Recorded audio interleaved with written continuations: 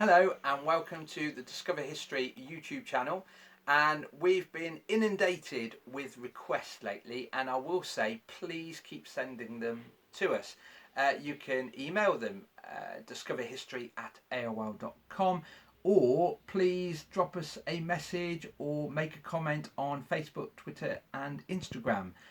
We're open to many suggestions because in a way it allows me to get items at the store, which is now pretty much a place where most of the items are staying until lockdown is over. So send us the requests. It also keeps us on our toes, keeps our facts still in our head. So today, this video is going to be dedicated to someone called Liz. So on behalf of all at Discover History, we have a message for you.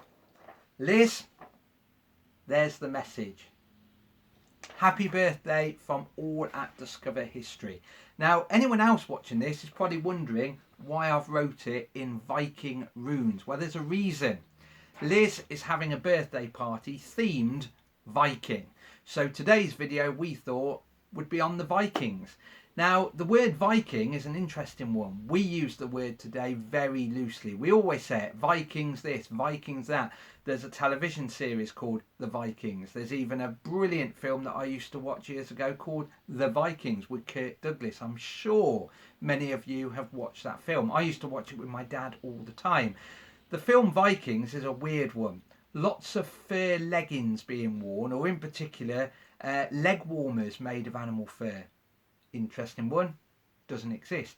The other interesting thing is those Vikings in Kirk Douglas's film end up raiding a 13th century castle, which is an interesting one because it's outside the so-called Viking era. So today's video for Liz is going to be themed on the Vikings, and what we're going to try and do is get rid of some of the fakery as such, all the myths that have associated with the Vikings over the years, and we're going to come up with the proper facts about the Viking age. First of all then, we're going to use the word Viking a lot in this video. However, technically we should stop doing it because the word Viking is actually an activity. What we should be saying is the people of Norway, Denmark and Sweden, the Scandinavians. That's the word we should be using. However, younger people from Norway, Denmark and Sweden would sometimes go a Viking, which actually meant going to raid, rob and pillage. So we always use the word today, Viking, to describe those people from Scandinavia. However, it is actually an activity, and not everyone from Norway, Denmark and Sweden went a Viking. So we should stop using that word. Viking literally means to go and raid. The Vikings, and we're going to use that word, were actually very peaceful people in their heartland, in their homeland. They were farmers. They didn't have brilliant farmland, but they were good farmers. They were family people, family orientated people, and they were also great fishermen. They built absolutely fantastic boats, clinker built ships where the wood planks overlapped, very shallow drafts, making them absolutely perfect for both sea and rivers. So the Viking people were not always raiding. Now, we say the Viking period in Britain starts from the 8th century and it goes up really to the 11th century. It is quite well known that possibly the first Viking raid on Britain was in 793 AD. However, some historians now think they were perhaps raiding Britain before that date. 793 is a key date because that's the date when the Vikings raided Holy Island, or the monastery at Lindisfarne, and I would recommend after the lockdown go and visit Lindisfarne. Absolutely amazing place. In the summer of 793 AD, the Vikings raided it and it was devastating. They slaughtered most of the monks there and they stole all the gold and silver from the monastery. They were rich places, you see. However, they were not all savages. If you turn back the clock, the Viking people, I know I'm saying it, the Danes, the Swedes and Norwegians actually came to Angleland, home of the Angles, Britain. That's where we get the word Angleland, England from. They came to Angleland, Britain, peacefully. For years, they believe, really. They were coming here to trade, and they had some good goods to sell. For example, they would often trade in animal fur. For example, here we've got a piece of reindeer fur. They would sail across the North Sea and sell this to the people here, the Angles living in this country, Angleland, like I said. That's where we get the word England from. They also traded in fine silver. Here we have some Viking trade silver. So this would be bought up by the Anglo-Saxons, and they would use it for coinage and, more importantly, for fine jewellery. And then they also brought over here to trade fine Baltic amber, like you have here. Very expensive stuff in this Viking era. So they were traders. We always use the word when we go into school that they were traders before they became raiders. But for some weird reason, in 793 AD, they switched from trading with Angleland and they started raiding. And if you look at all the early raids on Angleland, on Britain, it was always around the coastline because it was easy to get to with their great ships. However, we must not rule out that they came inland, because we know they raided Londinium, the old Roman town of Londinium, which is basically London. Famously, the song London Bridge is Falling Down, most people now believe that actually comes from a Viking raid on London when they pulled London Bridge to the ground.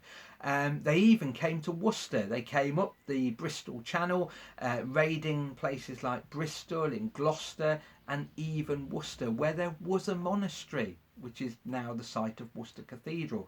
So they were peaceful people, relatively peaceful people. We should use the word Danes, Swedes, Norwegians, but they did go a Viking, and that's what word we always use when describing these Scandinavian people. They came over here, they raided and attacked, and they did a lot of damage, but eventually they went from trading to raiding. Eventually they did actually settle here as well. There's a lot of myths associated with them. The word is just one myth. The second one is most people describe Vikings as wearing helmets with horns on them. We need to get that out of everyone's heads from the very beginning. We know that Vikings wore helmets pretty much like this replica here. Some even wore a helmet that we now call spectacle helms, which actually has metalwork coming down underneath the eyes, protecting the cheeks. I have one of those as well. I've just brought this one in for now. But no horns on helmets. There's really no way of fixing the thing, and not only that, they get in the way. The helmets with horns only exist really in Victorian drawings in literature. That's the earliest they go back to. If you look at all the drawings and art and carvings that we have from the Viking era, even descriptions, there's no horns on helmets, unfortunately. So another myth that we're breaking. The name Viking is a myth. The actual helmets didn't have horns, and people often describe the Viking people as a bunch of savages. Their whole life is involving raiding, pillaging and killing. It's wrong. The Viking art in its own right is absolutely amazing. Fine, delicate knotwork, for example.